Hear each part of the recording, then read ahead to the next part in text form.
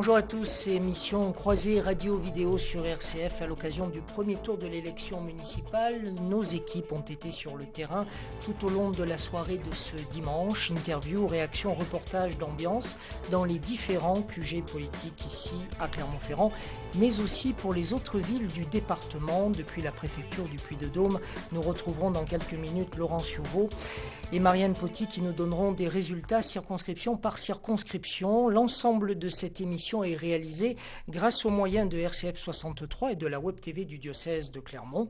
Ce programme est donc à suivre également en vidéo sur la chaîne YouTube RCF 63 TV. Avec nous en studio, Mathias Bernard, politologue. Bonsoir, merci d'être avec nous. Vous êtes universitaire, historien, président de l'université Blaise Pascal. Un premier chiffre et une première analyse de votre part qui concerne le taux d'abstention. Il est de 43% dans le Puy-de-Dôme. C'est mieux qu'ailleurs en France, mais c'est tout de même important. C'est important, en effet. C'est d'ailleurs effectivement un record d'abstention.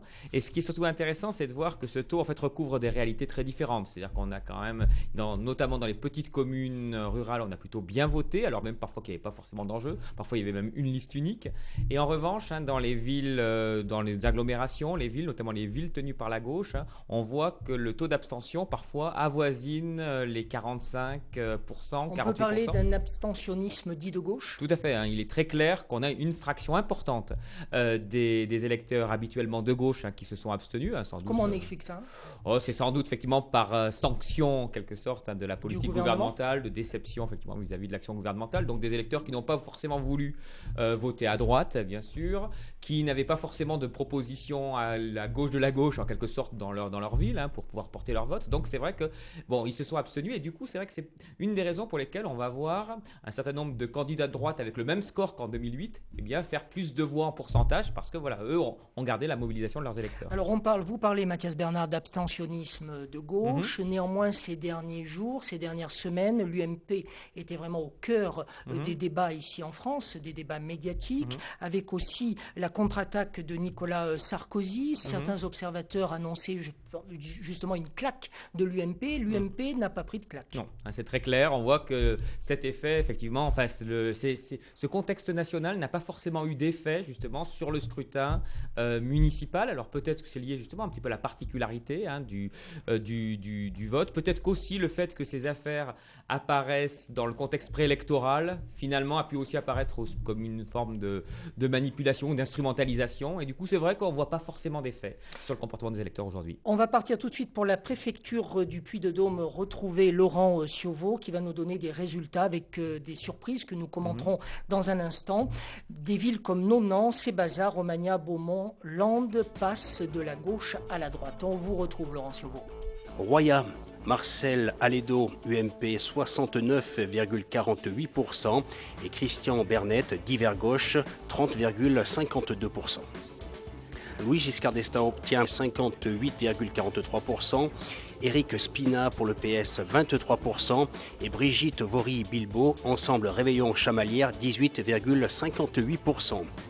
À Beaumont, François Saint-André, divers gauche 48,64% et Alain Dumeil, divers droite 51,36%.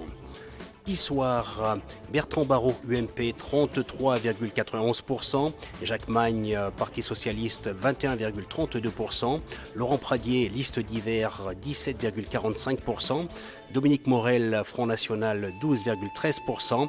Mathias Bernard, une réaction peut-être sur justement le basculement de certaines villes du département qui passent de la gauche à la droite. Oui, et notamment sur le fait que ces villes, une partie en tout cas de ces villes, sont concentrées dans l'agglomération clermontoise.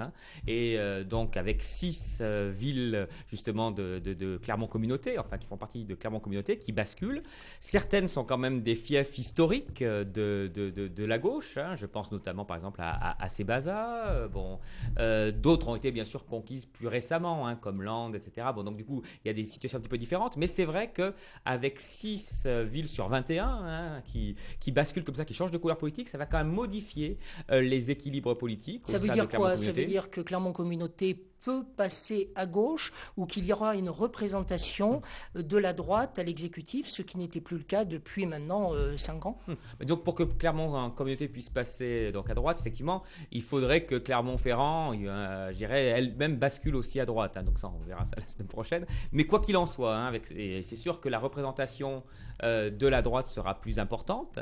Et du coup, ça imposera forcément au futur exécutif de Clermont Communauté, je dirais, un nouveau mode de gouvernance. Ça, c'est donc évident. une représentation de la droite. Tout à fait. À l'exécutif. Tout à fait. Il y a un équilibre quand même qui va être beaucoup plus fort, effectivement, qu'il ne l'était jusqu'à présent, puisque c'est vrai que l'ancienne coloration politique de l'agglomération clermontoise était quand même très, très majoritairement socialiste ou de gauche. Là, c'est vrai que ça va être un petit peu différent.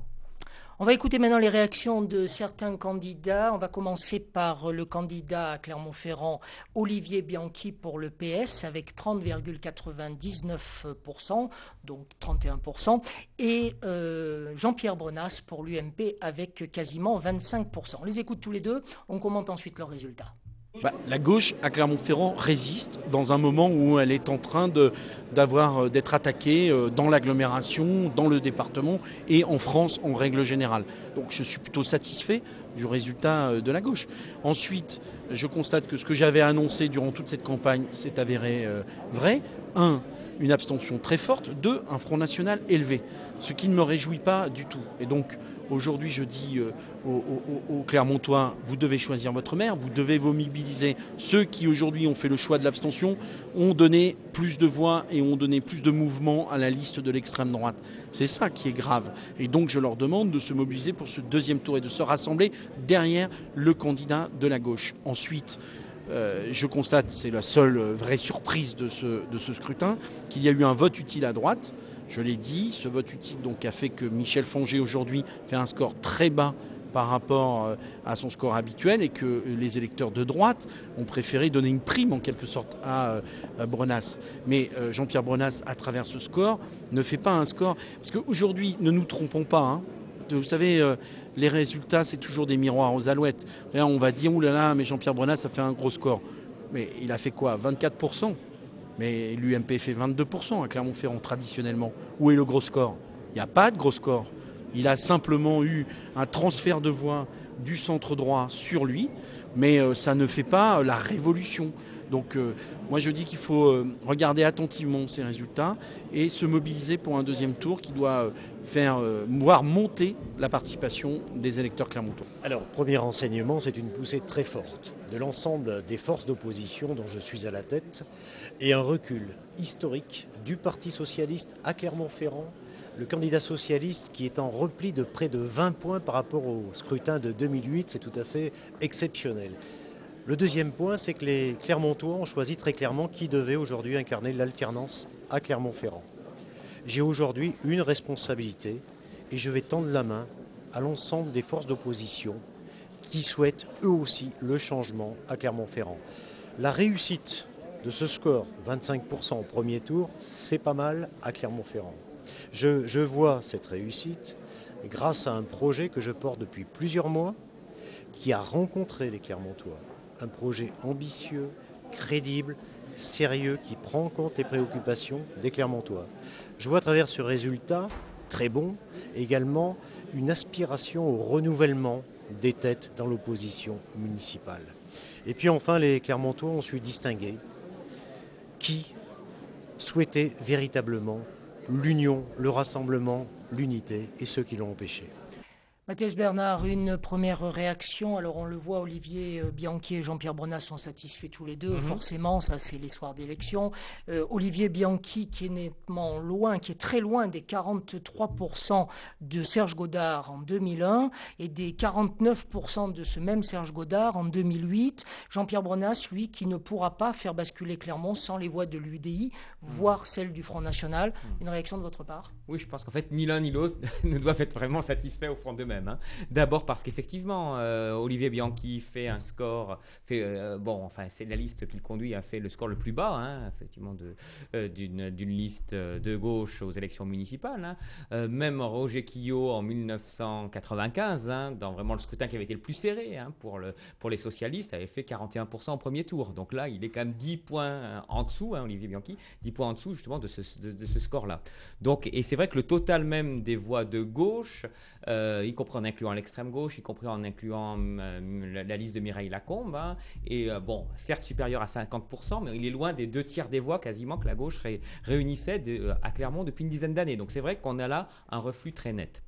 Pour Jean-Pierre Brenas, en effet, il y a une chose qui est effectivement significative par rapport au précédent scrutin, que ce soit celui de 2001 ou de 2008, c'est que c'est vrai qu'il a gagné de façon assez nette la bataille du leadership interne, on va dire, à la droite. Hein. Autant, je dirais, en 2008, Anne Courtier... Pourtant, on l'a énormément vu aux côtés de Brice Hortefeux, ou plus exactement Brice Hortefeux aux côtés de Jean-Pierre Brenas. Ça veut dire qu'aujourd'hui, Jean-Pierre Brenas peut véritablement exister seul et aurait même intérêt à exister seul s'il veut gagner dans sa famille politique. Ah oui, je pense qu'effectivement, c'est certain. Mais c'est vrai que, donc, du coup, il a réussi effectivement à faire cet écart. Le seul problème, c'est que lorsqu'on additionne le résultat obtenu par Jean-Pierre Brenas et celui de Michel Forget, on se retrouve à 33%.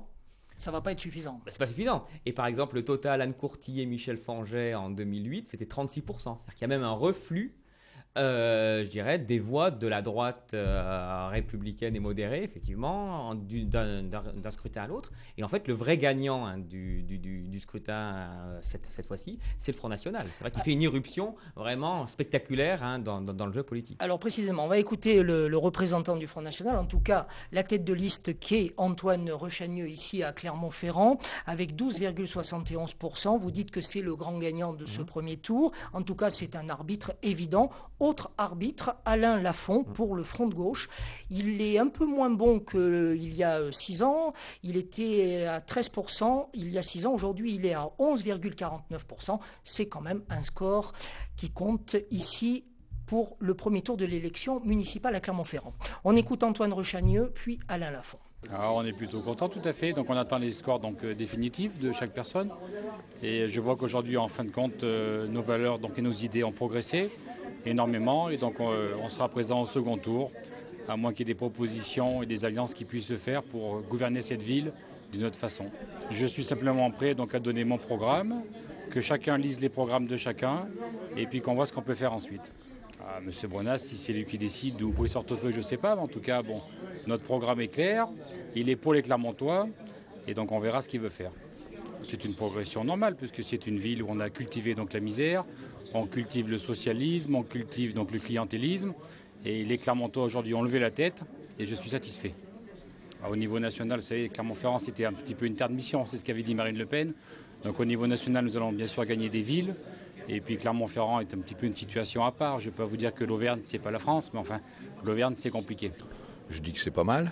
De toute façon, on est en position de nous maintenir. Donc, ça veut dire que pour le deuxième tour, je ne sais pas exactement ce qui va se passer. Mais comme on est en position de se maintenir et que, la gauche arrive en tête si elle fait son unité, je crois que c'est une nécessité absolue. Donc à partir du moment où les choses peuvent se faire à gauche, parce que je pense que ça serait relativement imbécile de faire passer la municipalité à droite, parce qu'à l'heure actuelle, la droite a quand même une réserve de voix réelle, je pense. Et d'autre part, le Front National a fait un score important, ce qui est extrêmement dommageable pour notre ville. En particulier, je pense au score qu'il a fait dans les cités pavillonnaires d'Évergne, là-bas, sur Clermont-Nord. Dans ces cités pavillonnaires, il a fait 19,5. Est-ce que vous vous rendez compte de ce que ça veut dire ? Donc voilà, nous verrons ensuite, au cours de la journée de demain, ce qu'on va faire avec Olivier Bianchi. Parce que je ne crois pas que la décision ne dépende uniquement de moi, je pense qu'elle dépend de lui, mais il faut faire très attention, parce que l'enjeu de la municipalité clermontoise est réel. À l'instant, Alain Lafont, juste avant Alain Lafont, c'était Antoine Rechagneux. Mathias Bernard, si on écoute bien les propos d'Alain Lafont, il ne fera rien pour faire perdre Olivier Bianchi.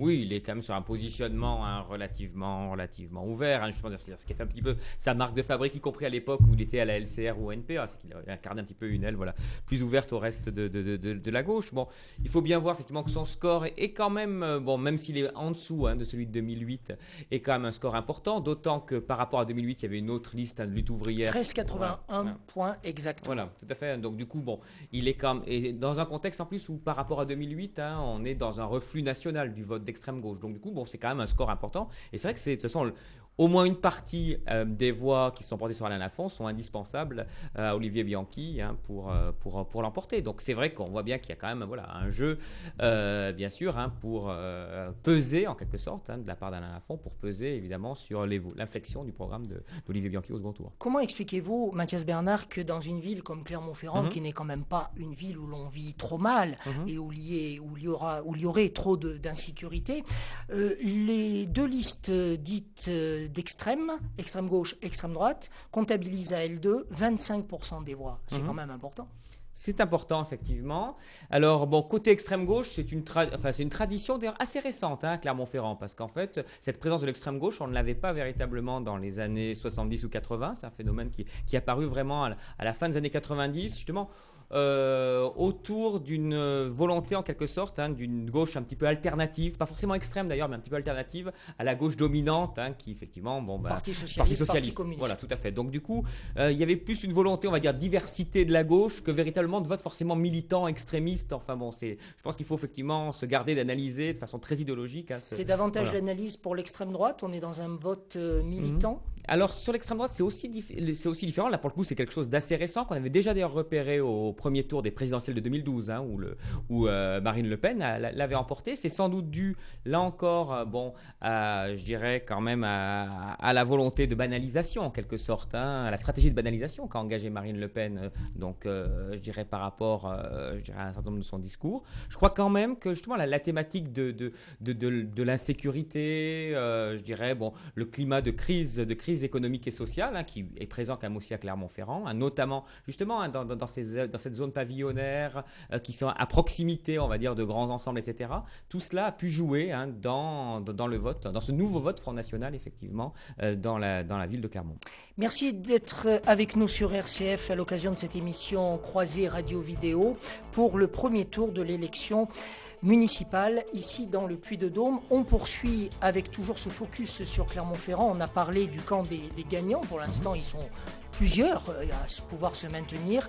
Il y a aussi ceux qui ne pourront pas se maintenir. C'est le cas de l'UDI et du MoDem avec leur chef de file, Michel Fangé, que l'on écoute, que l'on regarde. Évidemment, c'est une grande déception puisque nous espérions quand même être dans les listes qui se maintiennent au deuxième tour. Donc, si nous sommes fusionnables, nous ne pouvons pas nous maintenir. Je crois que dans cette élection, les choses ont été extrêmement antagonisées entre la gauche et la droite depuis des mois, et ça a été, je le pense, essentiellement un vote d'étiquette. Alors, on a fait une belle campagne avec une très belle liste.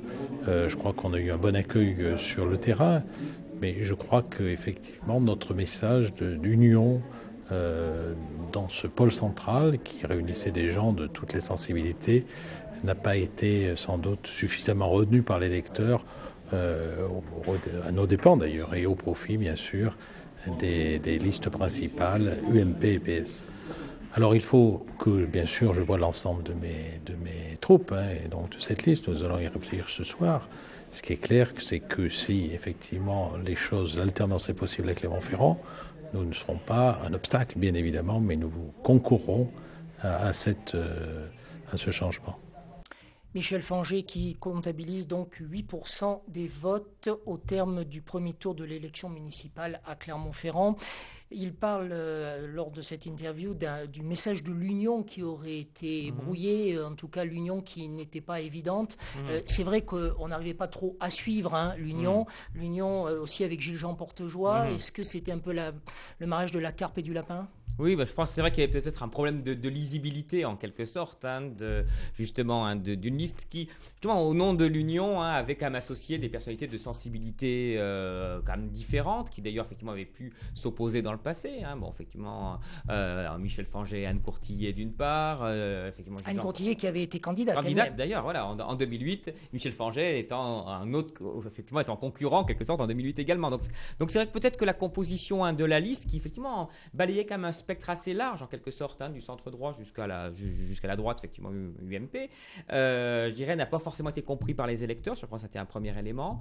Deuxième élément, je crois qu'il y a quand même vraiment eu un réflexe vote utile en quelque sorte de l'électorat, je dirais, de la droite modérée, qui justement a jugé à partir d'un moment dans la campagne que la liste Brenas avait sans doute plus de chances en quelque sorte d'être devant, et qui du coup a voulu renforcer je dirais cette liste. C'est net, on voit bien qu'il y a eu une publication d'un sondage il y a une quinzaine de jours où justement dans la presse régionale où je dirais Brenas avait 20%, Fanget 10%, et du coup la publication de ce sondage qui mettait du coup Brenas en tête en quelque sorte, et bien lui a permis de faire 5 points de plus et a effectivement été défavorable à Fanget qui en a perdu 2.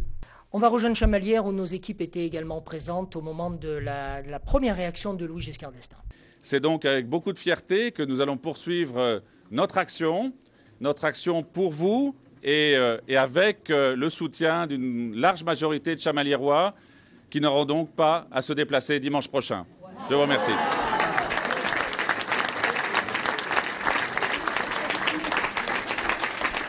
C'était évidemment pas une victoire que l'on pouvait prévoir, et surtout avec cette ampleur, puisque nous progressons, ma liste progresse en pourcentage par rapport à son score d'il y a 6 ans. Donc je dois le dire, c'est la reconnaissance d'un travail accompli dans l'Union, d'une équipe qui se représentait au suffrage des Chamaliérois et qui a été, malgré les attaques de toute nature que nous avons vécues pendant cette campagne, c'est ce travail qui a été récompensé. J'en suis très heureux pour la commune, j'en suis très heureux pour les Chamaliérois avec qui nous allons pouvoir progresser, continuer à œuvrer dans le sens des intérêts de notre commune, et aussi en pensant à des enjeux nationaux dans lesquels nous nous inscrivons naturellement. Voilà, Louis Giscard d'Estaing élu avec plus de 58%, donc à Chamalières. Une surprise ici dans le Puy-de-Dôme, celle de la victoire de Flavien Neuvy à Sébaza. La ville bascule de la gauche à la droite. On écoute Flavien Neuvy.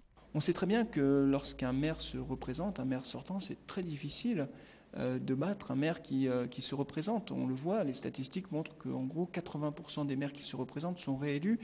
Et donc, évidemment, Bernard Roby est un maire qui est élu depuis 31 ans, maire de Sébaza. Il laissera une empreinte sur l'image de notre ville. Il a construit la ville au cours de ces 30 dernières années.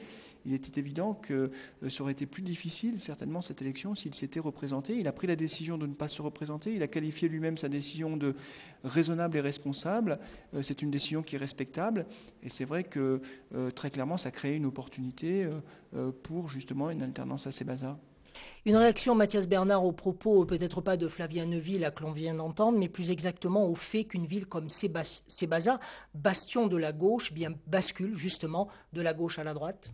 C'est une surprise parce qu'effectivement Sébaza était quand même effectivement une des places fortes en quelque sorte du Parti Socialiste, avec donc le long mandat de Bernard Roby à sa tête. C'est vrai que là on voit avec notamment avec cet exemple, d'une part je dirais l'impact quand même des campagnes sur le terrain. Je pense qu'il y a eu une campagne qui était là pour le coup réussie par le candidat UDI. Et puis aussi il me semble qu'on voit bien que la gauche a eu quand même beaucoup plus de difficultés encore à résister, on va dire un petit peu à la vague bleue. Lorsque elle n'avait pas de candidat sortant, là il y avait effectivement, c'était pas Bernard Roby ne se représentait pas, et c'est évident que ça a fragilisé, on le voit dans d'autres cas, et d'ailleurs sans doute aussi à Clermont-Ferrand d'ailleurs, ça a pu fragiliser évidemment la gauche. On voit bien que quand la gauche présente un candidat sortant qui a un bilan, qui peut faire campagne sur son bilan, ça lui permet d'amortir, on va dire, le choc de l'évolution nationale.